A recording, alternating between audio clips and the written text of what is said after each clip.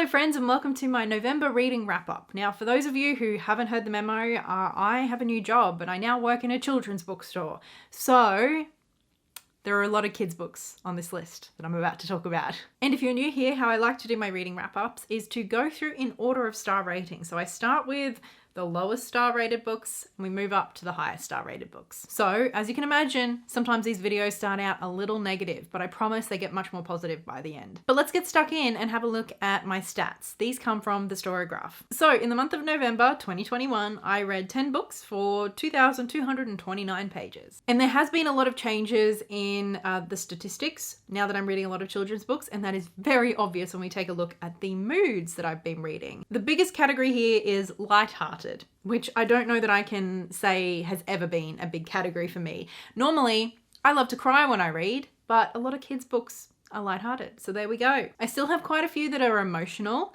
reflective, and adventurous. Pace is another one where we see a big change. I've only got 20% slow-paced, 30% medium-paced, and 50% a fast-paced. I think before I got this job, I was lucky if I ever got to 10 or 20% fast-paced books each month. The number of pages though is pretty standard. 80% of the books that I read are less than 300 pages. 20% are 300 to 500, but none over 500 pages this month. We've got 75% fiction and 25% non-fiction. Some of the genres that I read the most of, according to the Storygraph, are contemporary, young adult, graphic novels, LGBTQIA+, romance, and middle grade. Everything I read this month I read in physical copy rather than listening to an audiobook or reading on my Kindle. Now for the star ratings. I do have one book this month that I decided not to rate, and we will talk about that soon. One book got only 2 stars, 2 books got 3.5 stars, 5 books got 4 stars, and then 1 book got a 5-star. And my average rating was 3.78, which I think is a pretty healthy average. So first, let's talk about the book that I decided not to rate. That is Sandtalk by Tyson Yunkaporta. Now, I want to be clear that I actually really enjoyed this book. It's just that I wasn't sure which rating to give it, and it felt like it defied the rating scale. It almost borderline to me felt like disrespectful, or just like I couldn't be honest giving it a star review. It just didn't feel right. So I decided to go with that and not give it a rating at all. In this book, Tyson, an Aboriginal man, basically seeks to question and challenge Western culture and Western civilization from an Aboriginal lens. To do so, he incorporates a few different styles of writing in this book. For example, the title of this book, Sandtalk, comes from the Aboriginal custom and practice of drawing symbols and images into the sand to help bring clarity to a complex or difficult conversation. And he does that in this book. He's created symbols to represent and help us better understand the conversations that he's bringing forth and the questions he's asking us. Throughout the book, he also includes yarns, which is conversations and dialogues with people who are sort of like experts in their field in some kind of way, who Tyson respects, but doesn't always agree with. And they sort of explore and break down further some of the other ideas that Tyson has tried to explore himself through the book. So it adds lots of different perspectives and points of view, which I really appreciated. And for me, this is one of those books that asks more questions than it answers. I found myself feeling challenged sometimes, and also just, I don't know, excited to see things from a new perspective and to question things that I'd never even seen, let alone thought to question before. A lot of this book focuses on sustainability, sustainable environmental practices, as well as sustainable communities. And Tyson Yunkaporta talks a lot about Aboriginal practices and customs that allowed them to live sustainably for so long. And as a white person reading this, I just had so many strong reminders that, you know, the Western way of living and doing is not the neutral, natural way of living and doing, you know? And I know that in theory, but I think that what this book did so well is it pressed into specifics and asked very direct questions that I just never even thought of before. And I think that's the power of a book like this. He talks about money and monetary systems. He explores lots of history. He talks about education. One of the chapters that I found most challenging and interesting was the chapter on violence.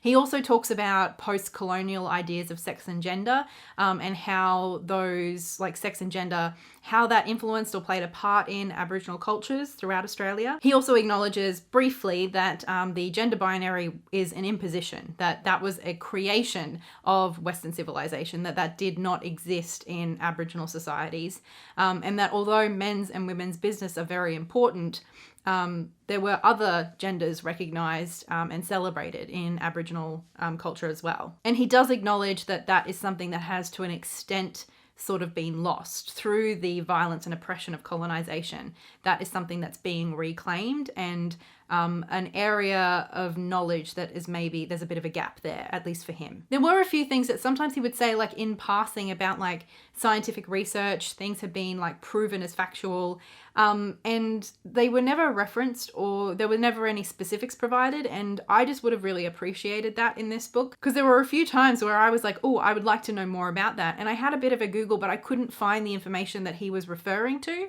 and so yeah, I felt like that was lacking a little bit. And then on top of that, there are just some discussions that feel a little bit more clumsy or just a little bit more disjointed, or sometimes I just didn't follow his logic. A couple of those were around more like the gendered issues, the non-binary stuff. He's a big fan of Germaine Greer, for example, which, I mean, if you have to pick a feminist to be a fan of, she is not my first pick. Having said all that, I didn't ever feel like the point of this book was for Tyson to tell us what our new reality should look like, and like he had all the answers and that we should listen to him as our new leader.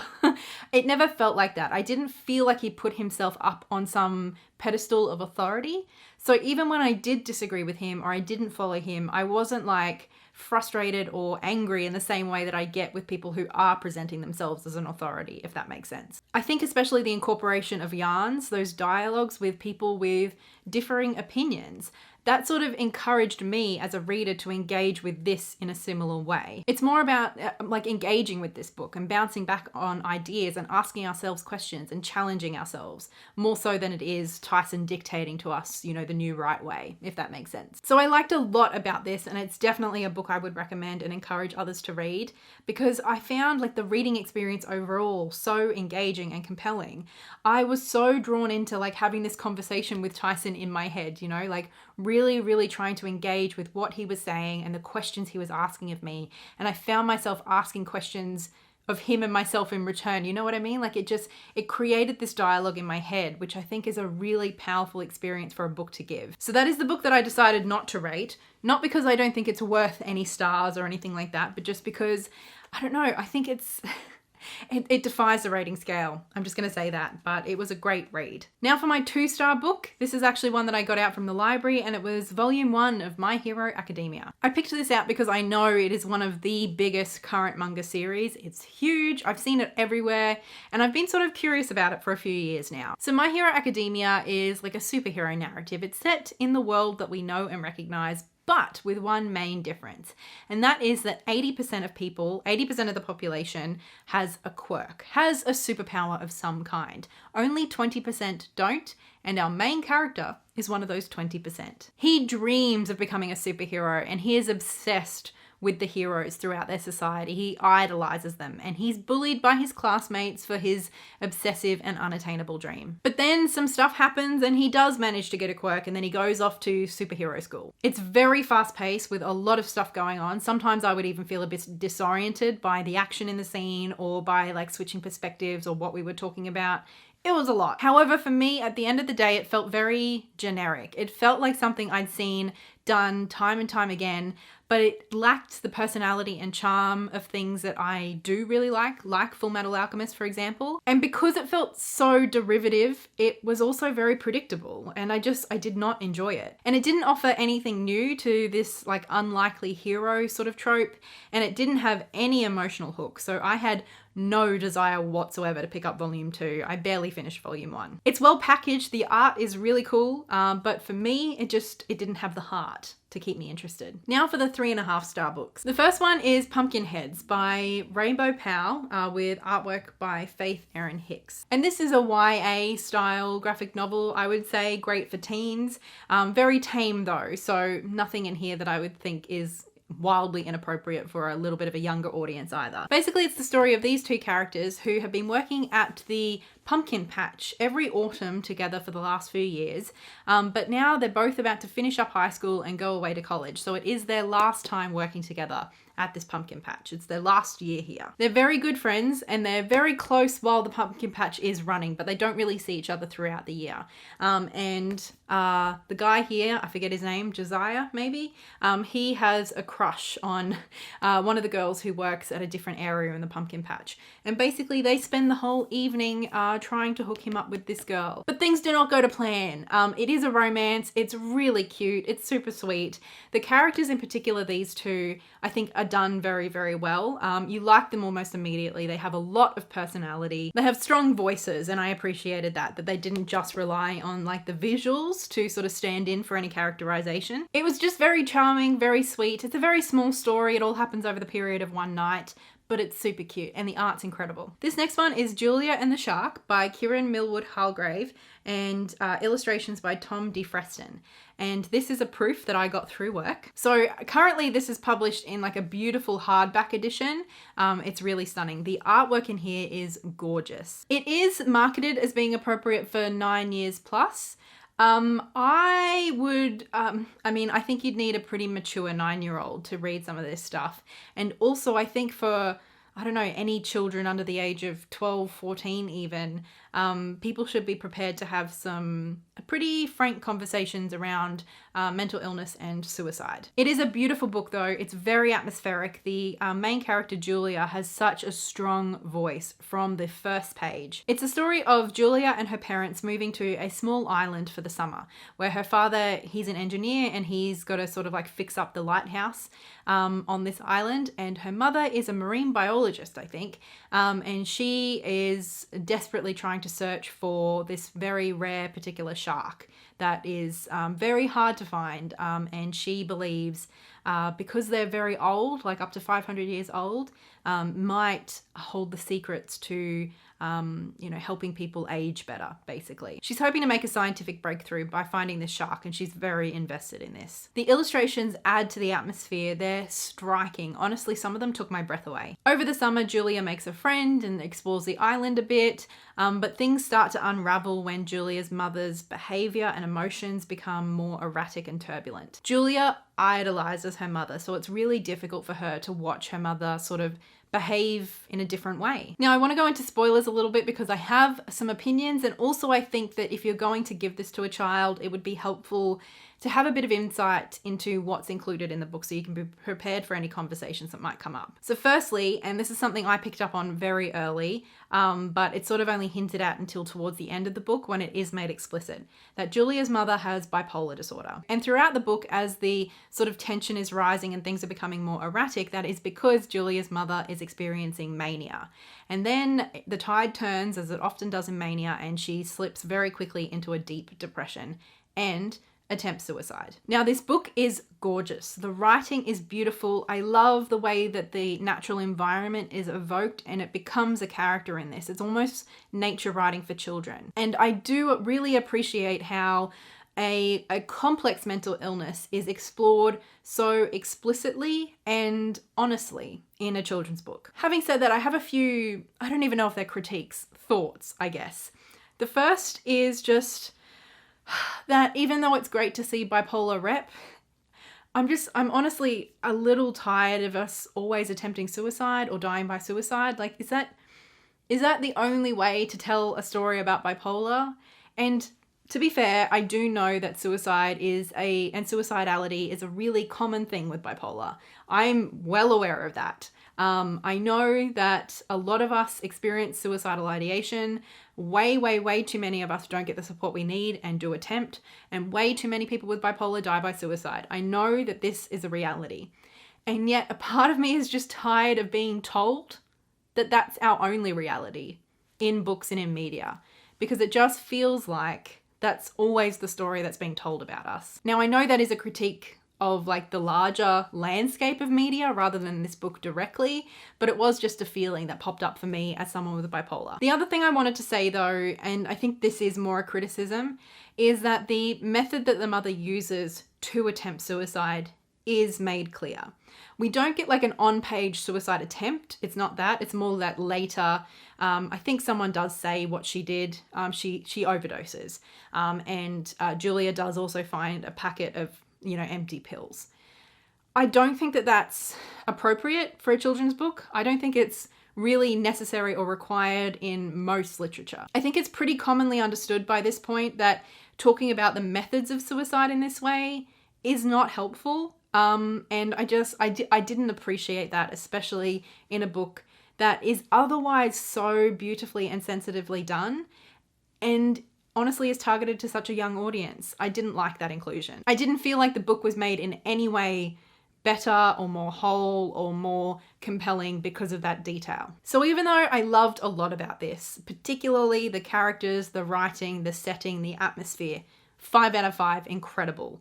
The representation, I both appreciate and have criticisms about in terms of bipolar. And that's also why I do feel like it's worth talking about, because I feel like, mature kids, I think, can read this.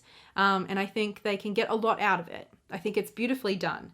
But I also think that the adults around them need to be ready for some tricky conversations. So I also think that awareness is important. Now for the 4-star books. So last month I read Heartstopper Volume 1 by Alice Oseman. This month I got Volumes 2 and 3 out of the library and I read both of those. Gave both 4 stars. And I feel like the tone and the feeling of the first volume very much matches the tone and the feeling of the second and the third. And that is that it's really soft, it's really sweet.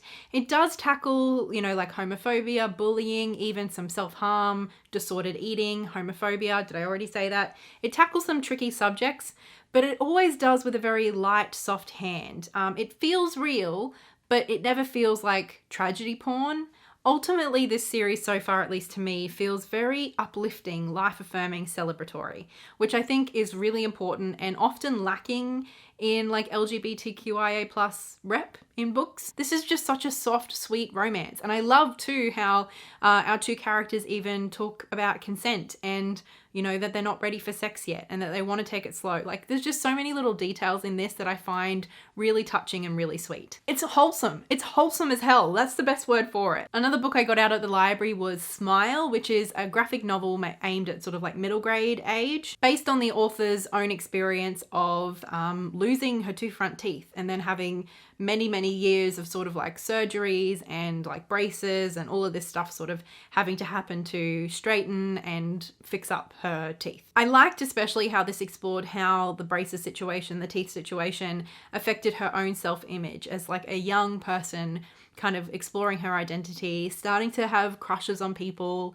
like having all of this stuff going on in such like a visible sort of place and in a visible way was really tricky for her. Honestly, as an adult, I don't know that I loved a lot of the reading experience. I liked it well enough, but it wasn't for me. I think I can imagine my younger self really enjoying this. What bumped this up from a 3-star to a 5-star though was the ending for me. I love how we see this character development for her and how she starts to understand that her self-worth and her value comes from within, not externally. She stands up for herself. She starts demonstrating some beautiful, healthy boundaries and self-respect. She finds friends who love and value her for who she is and what she loves instead of what she looks like. And she learns to celebrate and invest in her loves and her passions and her values rather than in her image. And I don't know, I love that character progression. It was beautifully done. Next up, I read What Zola Did on Monday by Melina Marchetta. This is the author who did Looking for Alibrandi, which I've never read or seen, but I know it's a big deal. This is really sweet. It features the character Zola, sort of just like navigating everyday life, doing Monday tasks, helping her granny out in the garden, even though she doesn't really want to. In the background, her family is grieving the loss of her grandfather. But this is just a really mundane, everyday story about Zola and her family and her friends. Zola's a character who does her best, but often ends up making a bit of a mess, I love the casual inclusivity in this book, including like in the story, but also in the beautiful illustrations, which are by by Deb Hudson. I really like the illustrations in this book. And also there's a few little, I don't know, good little messages and lessons in here. For example, little hints at environmentalism, like an encouragement to save water to use on your garden rather than wasting it. And it was just a sweet, seemingly small story that manages to cover quite a lot of ground. And it is a series. There is a What Zola Did on Tuesday and Wednesday and Thursday all the way through to Sunday. I've only read Monday, but it's very cute. Then we've got a picture book, Jumping Joeys by Sarah Allen. This is such a cute little book. I think it would be great for anyone really. Maybe age 4 and up would be ideal. It's just really cute. It's not super wordy, and it starts at twilight when all the other animals and people are going to sleep, but the marsupials are coming out. So we've got kangaroos, koalas, wombats, sugar gliders, the whole lot. The whole cast is here. Very simple rhyming, very cute, but the illustrations are just so vibrant and luscious. It's a really good read. And at the back we have a furry field guide, which gives us a little bit more information about each of the marsupials that are included in the book, which I think is just such a fun touch. Adorable, absolutely adorable. I love it. And now to my 5-star read. This is a YA novel. It's called The Boy from the Mish by Gary Lonesborough, and I loved this. I finished it on the tram on the way home, and I cried. I cried on the tram. This is the story of Jackson, who is a 17-year-old Aboriginal boy living at the Mish, which is sort of on the outskirts of a small, largely white town in New South Wales, I think, from memory. And he's just dealing with being a 17-year-old boy. He's dealing with school and deciding whether he wants to go back to finish year 12. He's dealing with a girlfriend he's struggling to connect with, as well as some good old-fashioned racism from the white dickheads in town and the police. It's set over a couple of weeks over the summer at Christmas time, when all of Jackson's family and cousins come to stay at the Mish for Christmas. This year though, his aunt brings someone he's never met before, and that is Thomas. He's also a 17-year-old Aboriginal boy who's just gotten out of juvie, and he's sort of been assigned to Jackson's aunt to take care of him and to help him rehabilitate and figure himself out so he doesn't get stuck in the prison cycle, I guess. We find out more about Thomas as the book goes on, about his childhood and growing up. And basically we find out pretty quickly that these two boys have some feelings for each other. So yes, it is a queer Aboriginal love story, and it is just as touching and moving and wholesome and real and raw as you could hope. They recognize their attraction for each other pretty quickly, but Jackson in particular really struggles with his own internalized homophobia, as well as the fear of being rejected from the people that he loves and from his community. And so there's just so many really honest, raw, beautiful, heartbreaking conversations brought up through this book. And even though this is a love story, it feels primarily like it's a story of self-acceptance, of coming of age, of self-love. A lot of it has to do with Jackson learning to be the man he wants to be and figuring out how he can be an Aboriginal man and an Aboriginal gay man. And it's so beautifully done. Some of the conversations he has are just gut-wrenching and raw, and the exploration of homophobia without it ever feeling like tragedy porn or like it's overdone is so beautifully tackled. It's so sensitive. And Gary, at the back, the author talks about how growing up, he never had access to a story like this. And so he wrote the story he always wished he'd had as a young man. And it's so beautiful. Jackson is just such a strong character and strong voice. I don't think I've ever read anyone do teenage boys this well.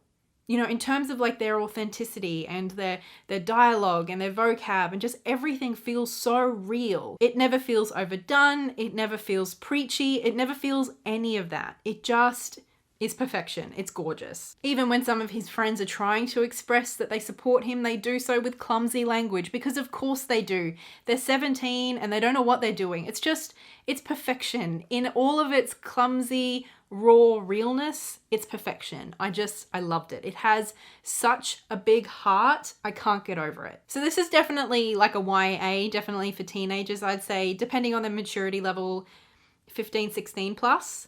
Primarily I say that because there is some like explicit sex talk throughout the book, and it is just quite mature and frank. But yeah, it's incredible, it's beautiful, and I think teens and adults would adore it, because I know I certainly did. But that is my reading wrap up for the month of November. I hope you enjoyed this video, and I would love to hear in the comments below any books that you really enjoyed this month or that you would recommend to me, and I will talk to you in the next video. So much love. Bye.